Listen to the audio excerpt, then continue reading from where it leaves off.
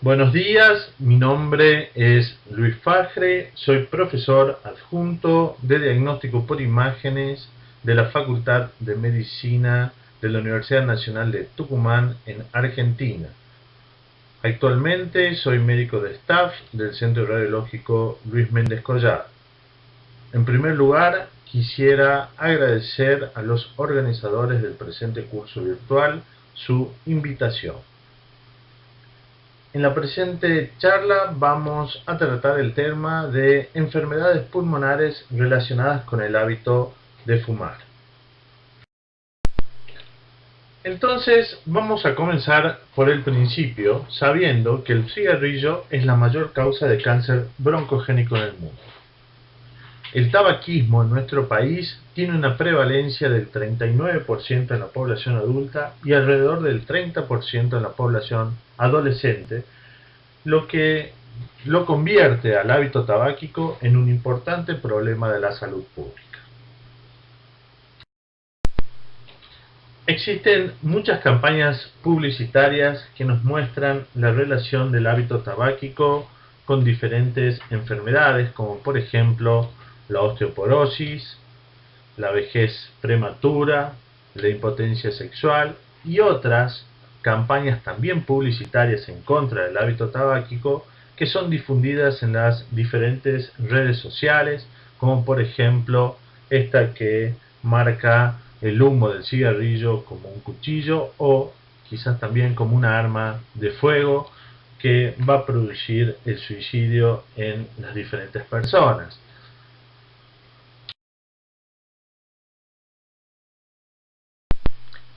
En el presente esquema vemos cómo está conformado en su interior un cigarrillo por la multiplicidad de sustancias totalmente nocivas para nuestra salud, y solo para citar algunas como el ácido cianhídrico usado en las cámaras de gases, el tolueno, que es un solvente industrial, el arsénico, que es un veneno, el DDT, que es utilizado como insecticida, el alquitrán, que quizás sea la sustancia más cancerígena del interior del cigarrillo, el plomo, el mercurio, el cloruro de vinilo. Sin embargo, debemos conocer someramente cuáles son las cascadas de mecanismos fisiológicos que va a desarrollar el aparato respiratorio ante la nausia fundamental que va a ser el humo del cigarrillo. Para ello, cito al doctor Peter Barnes en un esquema de una publicación del año 2000 en la revista inglesa de medicina, en donde nos muestra que una vez recibido el agente irritativo, ya sea el cigarrillo y los componentes del mismo, va a haber una migración de macrófagos a los alveolos, como así también de células epiteliales. Las mismas van a atraer a los linfocitos y va a haber una serie de cascadas que también atraen a los neutrófilos y a las proteasas. Esto van a invadir ya sea el espacio aéreo más el espacio intersticial. Su presencia en el tiempo va a generar no solo en un primer momento la defensa de nuestro organismo, sino también en un segundo momento problemas un poco mayores, como por ejemplo la destrucción de las paredes alveolares, que nos va a conllevar a un enfisema, o la hipersecreción de mocos en prolongación a través de el tiempo que dure la exposición al humo, y con la posibilidad de llevarnos a una bronquitis crónica. Entonces vamos a tratar de trazarnos tres objetivos para conocer las diferentes enfermedades asociadas al cigarrillo, excluyendo las neoplasias, describir los hallazgos característicos en la tomografía computada de alta resolución y enfatizar en los signos que nos van a permitir realizar un diagnóstico temprano. Este esquema, que denomino el círculo de la muerte, muestra todas las enfermedades relacionadas con el hábito tabáquico actualmente, como son la bronquiolitis respiratoria con enfermedad intersticial, la neumonía intersticial descamativa, la histiocytosis de célula de Langerhans, el enfisema y la fibrosis pulmonar asociada al enfisema. debemos conocer que actualmente está en revisión la inclusión dentro de este círculo a la neumonía eosinofílica aguda. En primer lugar vamos a tratar las bronquiolitis respiratorias y la neumonía intersticial descamativa, que corresponde a un espectro de enfermedades asociadas íntimamente al hábito tabáquico. Se caracterizan por inflamación bronquiolar, acúmulo de macrófagos pigmentados dentro de los bronquiolos y alveolos. Como estamos observando a la derecha y abajo de la pantalla, existen la multiplicidad de macrófagos que están pigmentados con una tinción de color violeta en el interior de los bronquiolos y de los alveolos. También debemos conocer que las enfermedades mencionadas, como la bronquiolitis respiratoria con enfermedad intersticial y la neumonía intersticial difusa, corresponden a un patrón de superposición de signos. Por eso cito a este patrón de las artes, como es el patrón de Moiret, conocido por muchas mujeres por las telas de Moiret, en donde a través de diferentes líneas que se van uniendo nos van generando una multiplicidad de imágenes. Esto sucede con estas tres enfermedades que vamos mencionando. Hay que saber que existe la superposición de ellas. Entonces, vamos a comenzar con la bronquiolitis respiratoria, en donde la clínica de ella es fundamentalmente relacionada con el hábito tabáquico. Es un paciente generalmente asintomático y vamos a conocer un poco su patología. La patología vamos a encontrar, como en todas estas enfermedades, macrófagos peribronquiolares y fibrosis peribronquiolar, como demuestra esta anatomía patológica, en donde pequeños puntos violetas corresponden a los macrófagos y el aumento del espesor de los espacios peribronquiolares dibujados con rosa. En las imágenes debemos conocer que van a ser hallazgos casi incidentales en una tomografía de tórax y vamos a tener que tratar de investigar más sobre los hábitos de nuestro paciente. Como demuestra la tomografía de alta resolución a la derecha de la pantalla, vemos un tenue y sutil aumento del espesor de las paredes bronquiales, con algunas imágenes nodulares centrales que son nódulos difusos de vidrio deslustrado, generalmente en los sectores apicales de ambos campos pulmonares. Otro ejemplo es donde ya observamos un marcado aumento del espesor de las paredes bronquiales con vidrio deslustrado que lo rodean y que está asociado también a algún engrosamiento de los septos interlobares, fundamentalmente los centrolobulillares. Otro ejemplo en donde tenemos que tener siempre en cuenta que el paciente que presenta estos sutiles cambios de la arquitectura pulmonar, como el aumento del espesor de las paredes bronquiales y los vidrios deslustrados, debemos tratar de realizar siempre una secuencia en máxima expiración, porque vamos a demostrar a través de un signo indirecto la afectación de la pequeña vía aérea. En la imagen tomográfica inferior a la derecha observamos múltiples áreas hipodensas segmentarias que corresponden a las zonas de atrapamiento aéreo. En estas reconstrucciones coronales y sagitales con multidetectores observamos también el aumento del espesor de las paredes bronquiales, los pequeños nódulos centrolobares de tipo de vidrio deslustrado, con la presencia de algunas cavidades bullosas subpleurales que pueden estar en relación al hábito tabáquico, como conoceremos más adelante en la presente charla. Ahora bien, la bronquiolitis respiratoria con enfermedad intersticial difusa nos va a mostrar un paciente que tiene el hábito tabáquico y que fundamentalmente su síntoma principal va a ser la disnea. Vamos a encontrar en las pruebas funcionales un patrón restrictivo mixto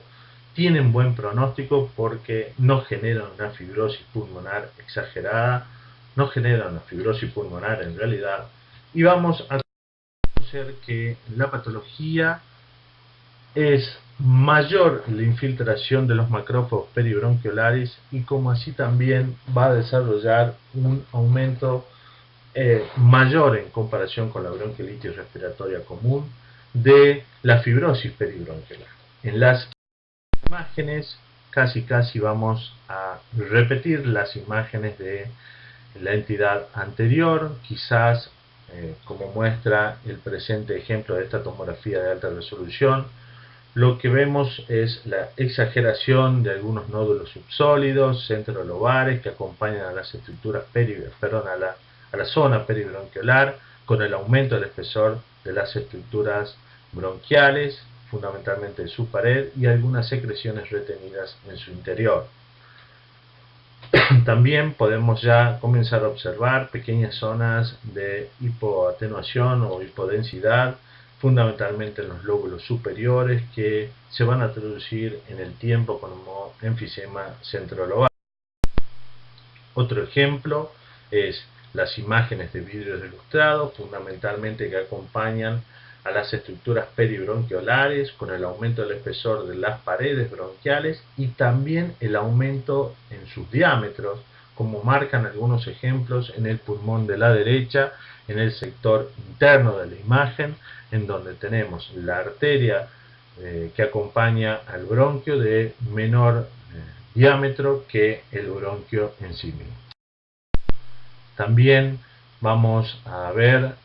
la posibilidad de nódulos que tienden a la confluencia, que se tratan de nódulos alveolares de vidrio deslustrado en cantidades importantes y generalmente en el espacio central de los campos pulmonares. En este ejemplo vemos los pequeños nódulos centrolobares con el aumento del espesor de las paredes bronquiales y que algunas veces, como en este paciente, nos acompaña con un nódulo espiculado, con un pil pleural de aproximadamente unos 12 milímetros de diámetro, de bordes polilobulados y que correspondía a un adenocarcinoma. De la neumonía intersticial descamativa debemos recordar que su clínica se da fundamentalmente en pacientes fumadores de la cuarta y quinta década. Es una entidad relativamente infrecuente. El 70% de los pacientes con neumonía intersticial descamativa tiene una sobrevida a los 10 años por su buena respuesta a los corticoides y sobre todo a la relación de la cesación del hábito tabáquico. En la patología debemos conocer que se trata fundamentalmente de un infiltrado intersticial de células plasmáticas y eosinófilos que acompañan a los macrófagos pigmentados ya mencionados en las otras dos entidades anteriores. Esta neumonía intersticial descamativa puede desarrollar focos de fibrosis en el campo pulmonar. Fundamentalmente vamos a ver que sus imágenes están dadas por el vidrio deslustrado, generalmente es vivasal, con algunas áreas pequeñas de reticulaciones y quistes que se ubican en los ductos alveolares, en los bronquiolos y en algunos espacios enfisematosos. En esta imagen de una tomografía de alta resolución podemos observar áreas de vidrio deslustrado en parches con aumento del espesor de algunos septos subpleurales, fundamentalmente los interlobulillares, con pequeñas áreas de reticulación también subpleurales que observamos muy bien en el ejemplo superior. En el ejemplo inferior se visualiza el cuadro típico de la neumonía intersticial descamativa, en donde casi la totalidad del campo pulmonar está ocupado por la imagen del vidrio deslustrado. También observamos el aumento de los diámetros de algunas estructuras bronquiales con aumento del espesor de sus paredes. La neumonía intersticial descamativa, como sabemos, va a desarrollar los quistes fundamentalmente ya sea en los espacios perialveolares, en los bronquiolos y en los espacios enfisematosos. En estas dos imágenes observamos estas cavidades quísticas que también están acompañadas de algunas pequeñas áreas de enfisema centrolobar. Estas cavidades quísticas se ubican fundamentalmente en el sector central y subpleural y ocupando los lóbulos superiores. En estos dos ejemplos podemos demostrar a la neumonía intersticial descamativa como la infiltración difusa de ese vidrio deslustrado que se asocia a las imágenes quísticas más áreas de aumento del espesor de aumento del espesor peribronquiolar, como así también de aumento del espesor de algunos septos interlobares, fundamentalmente subpleurales.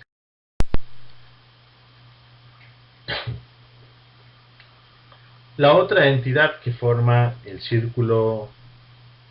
de las enfermedades relacionadas con el hábito tabáquico es la histiocytosis de la célula de Langerhans.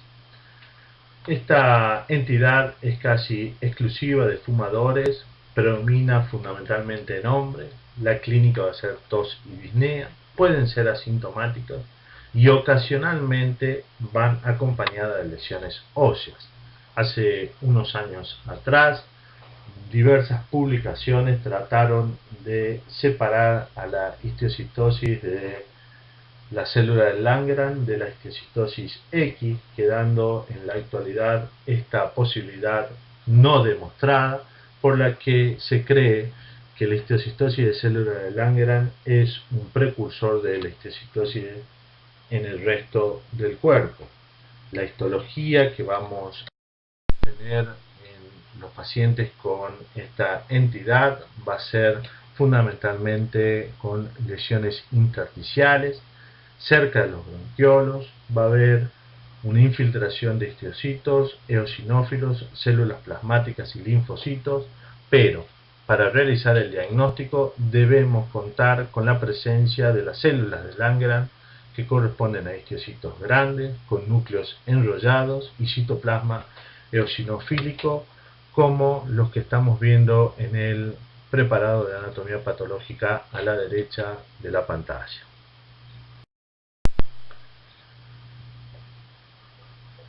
Como he mencionado, su clínica puede resolverse, las anormalidades radiográficas van a persistir en el tiempo, la progresión puede ser a una fibrosis con panalización y en algunos casos puede ser fatal si tiene una rápida progresión esta enfermedad. Como vemos en la radiografía de tórax de frente, las primeras imágenes se manifiestan con predominancia de los lóbulos superiores a través de la presencia de múltiples nódulos que varían entre 5 milímetros a 10 milímetros en las etapas tempranas. Después estos nódulos se reemplazan por quistes en las etapas tardías, con panalización, neumotórax, adenopatías y derrames pleurales, que es una entidad un poco más infrecuente. Siguiendo a la doctora Franklin en un esquema publicado en la Radiographics hace unos años atrás, la histiocytosis de célula de Langerhans va a seguir una progresión en el tiempo en sentido ascendente, en donde en primer lugar vamos a ver nódulos bronquiales que van a dilatar algunos espacios aéreos, con la presencia también de aumento del espesor de las paredes de estos tubos, y que cuando progresan en el tiempo se hacen más notorios estos nódulos, con mayor aumento del espesor de las paredes bronquiales, porque van afectando más estructuras dentro del campo pulmonar, con asociación de vidrio deslustrado, hasta que llegamos a las clásicas imágenes quísticas de la histiocytosis de célula de Langerhans, que ocupa fundamentalmente los lóbulos superiores y medios de los campos pulmonares, que están en íntima relación con el hábito tabáquico, como sabemos, y que tienen una forma característicamente mencionada como abigarrados. Estos nódulos pueden convertirse en grandes cavidades aéreas, algunas de ellas por su cercanía al espacio subpleural pueden romperse y generar los neumotórax, como ya lo mencionaba.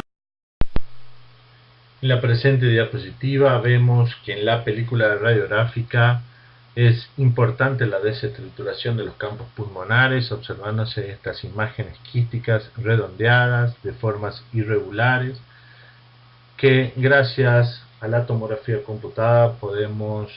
observar su distribución en los campos pulmonares, en donde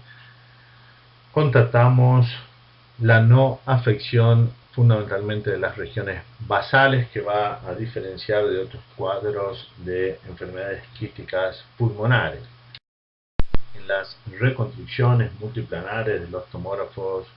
multi-slice podemos también observar esta típica distribución de los quistes de la esquiocistosis de célula de lámina. El enfisema centrolobulillar es otra de las entidades que está relacionada con el hábito tabáquico. Quizás de las diferentes formas de enfisema enunciadas por la Sociedad Americana, esta sea la que está en íntima relación con el cigarrillo. El enfisema es la destrucción del parénquima pulmonar a nivel de los alvéolos proximales que rodean a los bronquiolos respiratorios. El primer signo del enfisema centrolobulillar lo demuestra este paciente, que concurre a realizarse su tomografía y no puede dejar su cajetilla de cigarrillos ni siquiera para realizarse el estudio médico, por lo cual es el signo incipiente de enfisema. Las imágenes relacionadas con el enfisema centrolobulillar van a ser áreas de disminución de la atenuación en el sector central de los campos pulmonares,